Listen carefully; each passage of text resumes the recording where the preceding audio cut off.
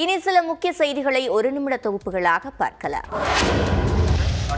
செங்கல்பட்டு ரயில் நிலையத்தில் 2.5 மணி நேரமாக மின்தடை ஏற்பட்டதால் பயணிகள் செல்போன் வெளிச்சத்தில் தட்டு தடுமாறி சென்றனர். சென்னையிலிருந்து திருச்சி, மதுரை, நெல்லை, நாகர்கோவில் உள்ளிட்ட தென் மாவட்டங்களுக்கு செங்கல்பட்டு வழியாக விரைவு மற்றும் அதிவிரைவு ரயில்கள் வந்து செல்கின்றன.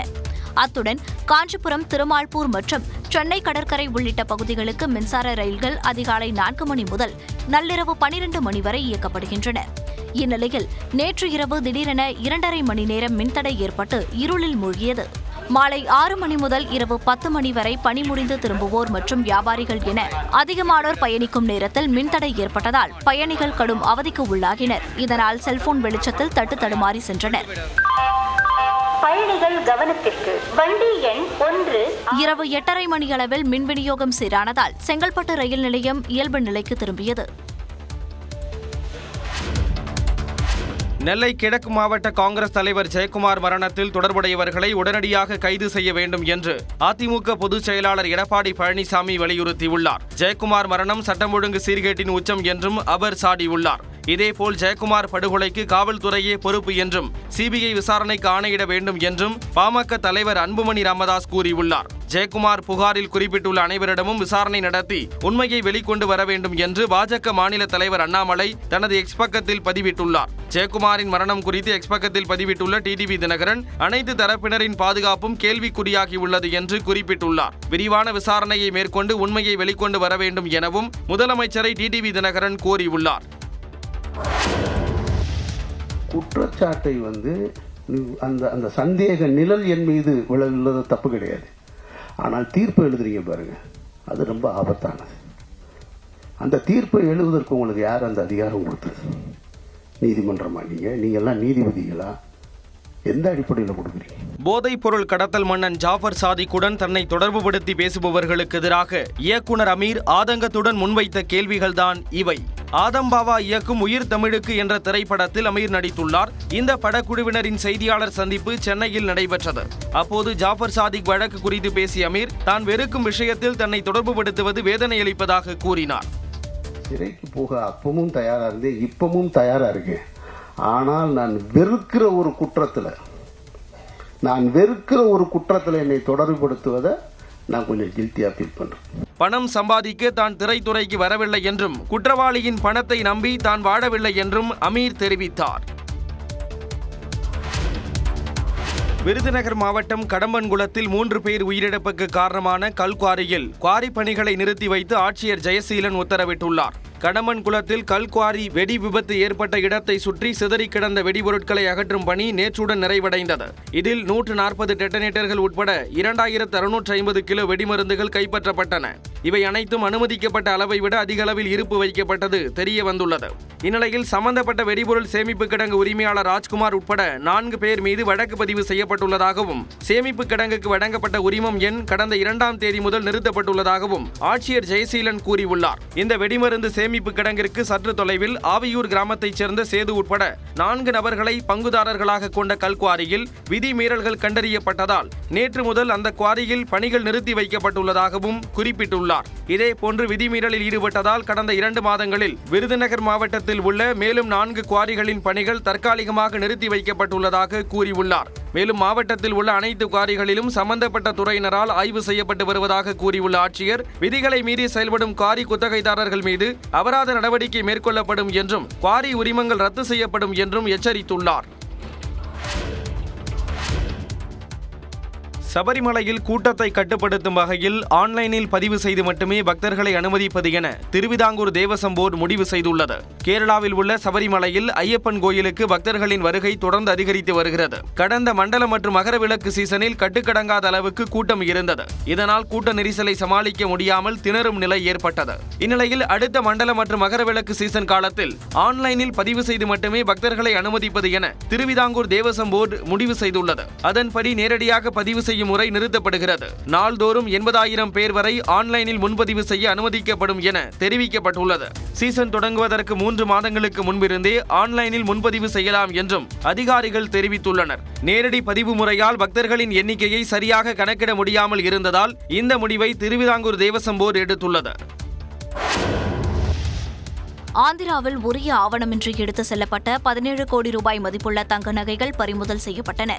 தேர்தல் நெருங்கி வரும் சூழலில் ஆந்திரா முழுவதும் தேர்தல் பறக்கும் படை மற்றும் காவல்துறையினர் தீவிர வாகன சோதனையில் ஈடுபட்டு வருகின்றனர். இந்த நிலையில் காக்கிநாடா மாவட்டம் பிட்டாபுரம் வழியாக சந்தேகத்திற்குரிய வகையில் சென்று கொண்டிருந்த வாகனத்தை தடுத்து நிறுத்தி காவல்துறையினர் சோதனையில் ஈடுபட்டனர். அப்போது உரிய ஆவணமின்றி சுமார் 17 கோடி ரூபாய் மதிப்புள்ள தங்க ஆபரணங்கள் எடுத்துச் செல்லப்பட்டது தெரியவந்தது. இதனையடுத்து அவற்றை பறிமுதல் செய்த அதிகாரிகள் அரசு கருவூலத்தில் ஒப்படைத்தனர்.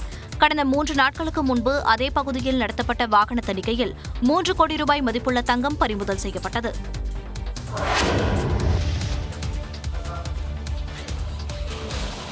मेरा आदरणीय हरदीप पुरी जी से और विनोद तावड़े जी से आग्रह है कि राजकुमार चौहान जी को भी पार्टी की विधिवत सदस्यता दिलाएं. டெல்லி காங்கிரஸ் தலைவர் பொறுப்பிலிருந்து விலகிய அரவிந்தர் சிங் லவ்லி 6 நாட்கள் இடைவெளியில் பாஜகவில் இணைந்த காட்சிதான் இது. டெல்லி காங்கிரஸ் தலைவராக இருந்த அரவிந்தர் சிங் லவ்லி கட்சியின் தலைமை பொறுப்பிலிருந்து விலகுவதாக அறிவித்தார். ஆனால் பாஜகவில் இணைவதற்காக பொறுப்பிலிருந்து விலகியதாக பேசப்பட்டதை அடுத்து அடிப்படை உறுப்பினராக தொடர்வதாக குறிப்பிட்டார். 6 நாட்கள் இடைவெளியில் மத்திய அமைச்சர் ஹர்தீப் சிங் பூரி முன்னிலையில் டெல்லி பாஜக தலைமையகத்தில் அரவிந்தர் சிங் லவ்லி பாஜகவில் இணைந்தார். அவருடன் காங்கிரஸ் முன்னாள் எம்எல்ஏ ராஜ்குமார் சவுகான் உள்ளிட்ட பலர் இணைந்தனர். பின்னர் செய்தியாளர்களிடம் பேசிய அரவிந்தர் சிங் லவ்லி 3வது முறையாக பாஜக ஆட்சியில் அமரும் என்பதில் எந்த சந்தேகமும் இல்லை என்று கூறினார். जुड़े हुए हैं उन तमाम लोगों ने कहा कि आपको घर नहीं बैठना है. मैंने ईमानदारी से फैसला सोचा था कि इस्तीफा देने के बाद घर बैठूंगा. பாஜகவில் இணைந்து பணியாற்றுவது பெருமைக்குரியது என்றும் அவர் குறிப்பிட்டார். அமீரக நாடுகளில் இருந்து தங்கம் கடத்திய புகாரில் இந்தியாவுக்கான ஆப்கானிஸ்தான் துணை தூதர் சகியா வர்தக் தனது பதவியை ராஜினாமா செய்துள்ளார். மும்பையில் பணியாற்றும் ஆப்கானிஸ்தான் பெண் துணை தூதர் சகியா வர்தக் கடந்த 25ஆம் தேதி மும்பைக்கு தங்கம் கடத்தி வருவதாக சுங்கத்துறை அதிகாரிகளுக்கு தகவல் கிடைத்தது. அதன் அடிப்படையில் அவரிடம் சோதனை மேற்கொண்ட போது துபாயிலிருந்து கடத்தி வரப்பட்ட சுமார் 25 கிலோ தங்கம் இருந்தது கண்டுபிடிக்கப்பட்டது. அவற்றின் இந்திய மதிப்பு சுமார் 19 கோடி ரூபாய் ஆகும். வர்த்தக் அணிந்திருந்த ஜாக்கெட், லெகின்ஸ், கால் மூட்டு உறை, பெல்ட் என உடல் முழுக்க தங்கக்கட்டிகள் மறைத்து வைக்கப்பட்டிருந்தன. இது தொடர்பாக வழக்கு பதிவு செய்யப்பட்ட நிலையில் சகியாவுக்கு வெளிநாட்டு தூதரக அதிகாரிகளுக்கு வழங்கப்படும் ஆப்கான் பாஸ்போர்ட் இருந்ததால் அவர் கைது செய்யப்படவில்லை. ஆனால் அவரிடம் இருந்த தங்கம் பறிமுதல் செய்யப்பட்டுள்ளதாகவும் அவர் மீது சுங்கவரி சட்டத்தின் கீழ் வழக்கு பதிவு செய்யப்பட்டுள்ளதாகவும் சுங்கத்துறை அதிகாரிகள் தெரிவித்துள்ளனர். இந்நிலையில் பதவியை ராஜினாமா செய்துள்ள சகியா வர்தக் ஆப்கானின் ஒரே பெண் தூதரான தன் மீது திட்டமிட்டு அவதூறு பரப்பப்படுவதாக தெரிவித்துள்ளார். ஆப்கானிஸ்தான் அதிபராக அஷ்ரப் கனி இருந்தபோது சகியா வர்தக் இந்தியாவுக்கான துணை தூதராக நியமிக்கப்பட்டார். எனினும் ஆப்கானிஸ்தானில் தற்போது ஆட்சி செய்து வரும் தலிபான்கள் சகியாவை அங்கீகரிக்கவில்லை என்பது குறிப்பிடத்தக்கது. டு பிளஸிஸின் அதிரடி ஆட்டத்தால் குஜராத் அணியை 4 விக்கெட் வித்தியாசத்தில் வீழ்த்தி பெங்களூரு அணி அபார வெற்றி பெற்றது. பெங்களூரில் நடைபெற்ற போட்டியில் டாஸ் வென்ற பெங்களூரு அணி முதலில் பந்துவீச்சை தேர்வு செய்தது. அதன்படி களமிறங்கிய குஜராத் அணியின் தொடக்க வீரர்கள் முகமது சிராஜின் பந்துவீச்சை சமாளிக்க முடியாமல் சொற்ப ரன்களுக்கு விக்கெட்டை பறிகொடுத்தனர். பின்னர் கைகோர்த்த ஷாருக் கான் மில்லர் ஜோடி பொறுப்பான ஆட்டத்தை வெளிப்படுத்திய நிலையில் ஷாருக் கான் 37 ரன்களிலும் மில்லர் 30 ரன்களிலும் விக்கெட்டை இழந்தனர். அதன் பின் அதிரடியாக விளையாடிய திவாட்டியா 35 ரன்னில் பெவிலியன் திரும்பினார். இதனால் குஜராத் அணி 19.3 ஓவர்களில் 147 ரன்களில் ஆல் அவுட் ஆனது. இதையடுத்து பெங்களூரு அணியில் தொடக்க வீரர்களாக களமிறங்கிய captain to Plessis Virat Kohli ஜோடி அதிரடி ஆட்டத்தை வெளிப்படுத்தியது. கோலி 47 ரன்களில் ஆட்டமிழந்த நிலையில் டு பிளஸிஸ் 23 பந்துகளில் 64 ரன்கள் குவித்து வெளியேறினார். அதன் பின் வந்த வீரர்கள் சொற்ப ரன்களுக்கு நடையை கட்டிய நிலையில் தினேஷ் கார்த்திக், ஸ்வப்னில் சிங் ஜோடி அணியை வெற்றி பாதைக்கு அழைத்து சென்றது. இதனால் 13.4 ஓவர்களில் இலக்கை எட்டிய பெங்களூரு அணி 4 விக்கெட் வித்தியாசத்தில் அபார வெற்றி பெற்றது. ஐபிஎல் தொடரில் இன்று நடைபெறும் ஆட்டத்தில் பஞ்சாப் அணிக்கு சென்னை அணி பதிலடி கொடுக்குமா என்ற எதிர்பார்ப்பு எழுந்துள்ளது. ஐபிஎல் கிரிக்கெட் தொடரில் இன்று 2 லீக் ஆட்டங்கள் நடைபெறுகின்றன. தர்மசாலாவில் பிற்பகல் 3:30 மணிக்கு தொடங்கும் 53வது லீக் ஆட்டத்தில் சென்னை பஞ்சாப் அணிகள் பலப்பரட்சி நடத்த உள்ளன. பஞ்சாப் அணியுடன் முந்தைய ஆட்டத்தில் அடைந்த தோல்விக்கு பதிலடி கொடுத்து வெற்றி பாதைக்கு திரும்பும் முனைப்புடன் சென்னை அணி இன்றைய போட்டியில் களம் காண்கிறது. அதே நேரம் புள்ளிப்பட்டியலில் 8வது இடத்தில் இருக்கும் பஞ்சாப் அணி அடுத்த சுற்று வாய்ப்பில் நீடிக்க முழு பலத்தையும் பயன்படுத்தும் என்பதால் இன்றைய ஆட்டத்தில் பரபரப்புக்கு பஞ்சமிருக்காது என்று எதிர்பார்க்கப்படுகிறது. தொடர்ந்து லக்னோவில் இரவு 7:30 மணிக்கு தொடங்கும் மற்றொரு லீக் ஆட்டத்தில் லக்னோ கொல்கத்தா அணிகள் மோதவுள்ளன. கொல்கத்தா அணிக்கு எதிரான முந்தைய போட்டியில் தோல்வியை தழுவியதற்கு பழித்தீர்க்கும் முனைப்புடன் லக்னோ அணி இன்று களமிறங்க உள்ளது.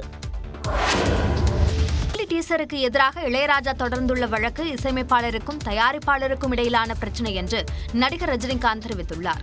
வேட்டையன் படப்பிடிப்பிற்காக மும்பை சென்றிருந்த நடிகர் ரஜினிகாந்த் சென்னைக்கு திரும்பினார். அப்போது விமான நிலையத்தில் செய்தியாளர்களிடம் பேசிய அவர், கூலி படத்தின் டீசர் ரசிகர்களிடையே பெரும் வரவேற்பை பெற்றிருப்பது மகிழ்ச்சி அளிப்பதாக கூறினார்.